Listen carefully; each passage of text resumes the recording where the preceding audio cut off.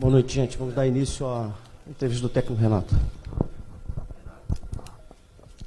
Renato, Pedro Henrique Carvalho da Band News FM, boa noite.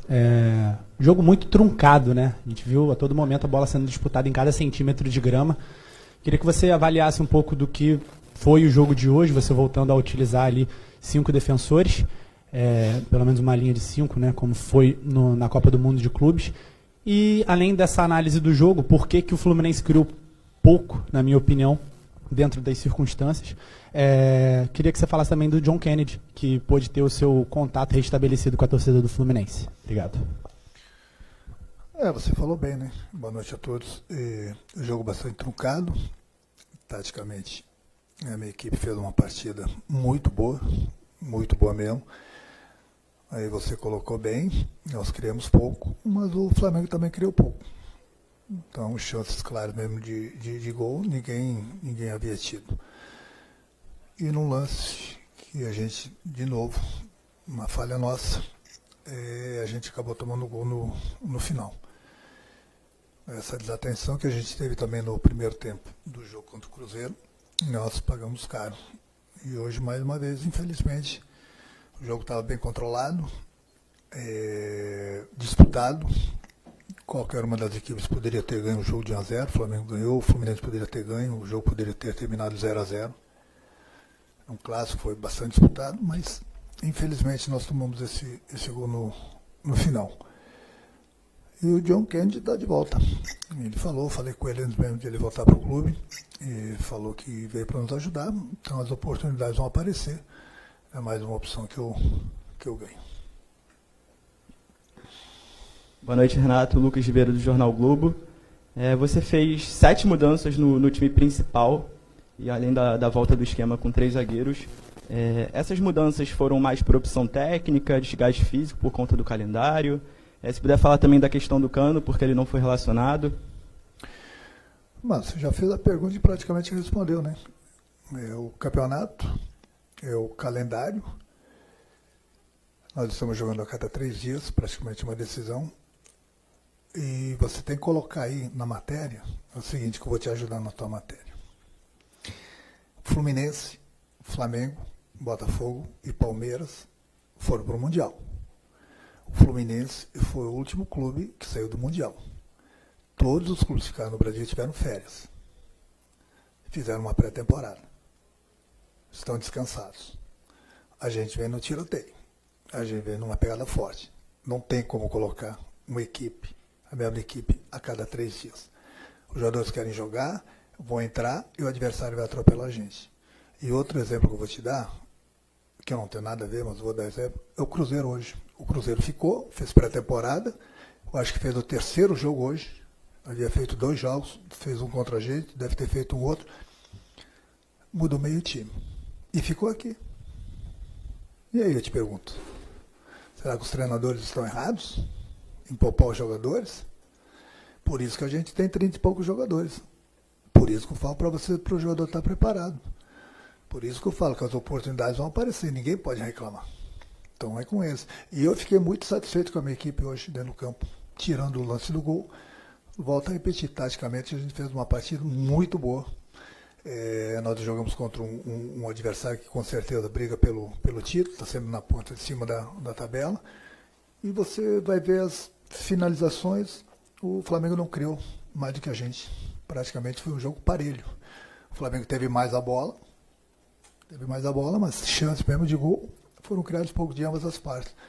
E o Flamengo conseguiu, em uma falha nossa, fazer o gol e nos vencer. É lógico que o que interessa no futebol é o resultado.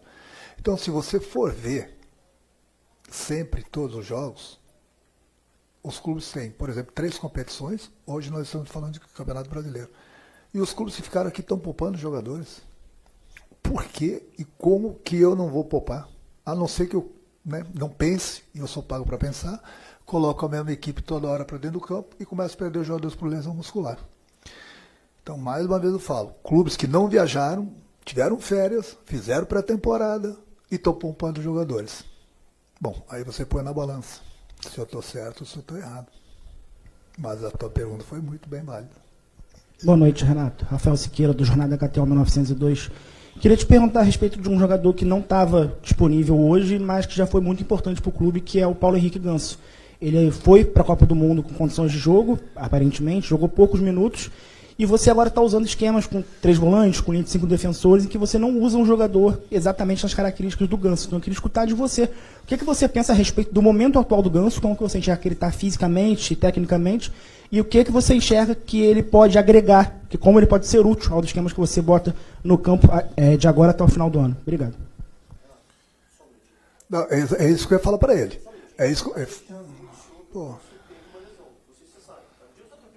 Não, sim, mas aí você não pode fazer uma Não, dá o microfone para ele. Dá o microfone. Dá o microfone para ele. Deixa eu falar. Eu vou te ajudar. Calma.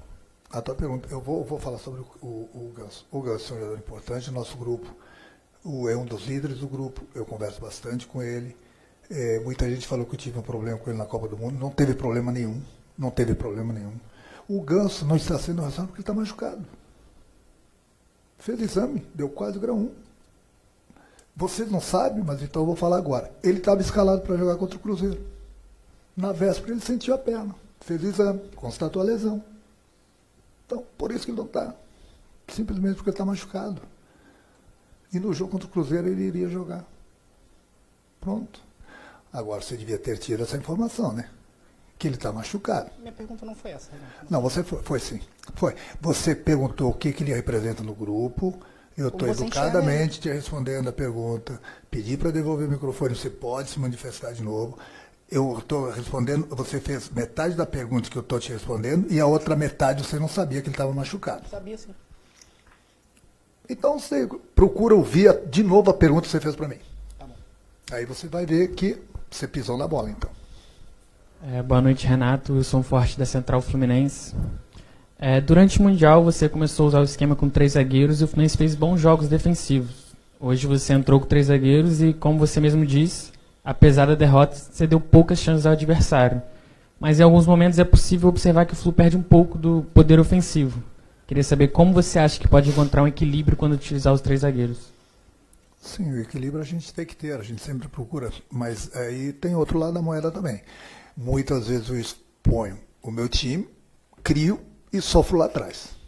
Então você falou bem, tem que ter esse meio equilíbrio. Mas é o que eu falei hoje. Hoje a gente criou realmente pouco. Contra o Cruzeiro, por exemplo, no segundo tempo nós criamos muitas situações de gol, com 2 zagueiros, obviamente. Mas hoje tomamos 2 gols. Hoje a gente não sofreu defensivamente. Não criamos todo, mas tem que ter esse meio termo, sim. A gente tem que achar esse meio termo. Até porque nos últimos 2 jogos nós enfrentamos 2 equipes que estão brigando pelo título. Né? 2 equipes que estão na parte de cima da tabela. Mas esse equilíbrio a gente precisa encontrar. A gente precisa dar mínimo de chance para o nosso adversário de fazer o gol, como a gente fez hoje. Mas a gente precisa criar mais lá na frente, sem dúvida alguma. Mas muitas das vezes também são as características dos jogadores. Mas esse meio termo eu procuro sempre treiná-los para que a gente esteja forte lá atrás, defensivamente, e que a gente possa criar. Na Copa do Mundo foi assim. Nós não damos muita chance ao nosso adversário e criávamos. É esse equilíbrio que a gente precisa.